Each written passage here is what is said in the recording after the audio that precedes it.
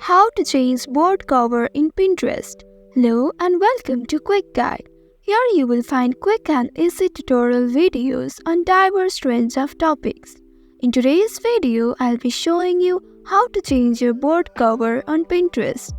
For that, you need to open your Pinterest app. Below you can see the profile icon. Click on it.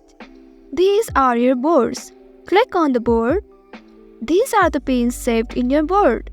Now, if you want to change your board cover, select the image that you want to change, tap and hold the pin and slide your finger to the pencil icon. As you can see, there is no board cover change option, but we have another way to change your board cover. Come back to this page, click on More Ideas, click on the spin icon to add them. After you add, click on Backspace and you can see your board cover has been changed. So in this way, you can change your board cover on Pinterest. That's all for today's video. Thanks for watching till the end.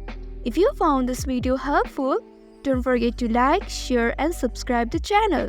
Also hit that bell icon to get notifications for more such helpful tutorials. See you in next video. Stay connected.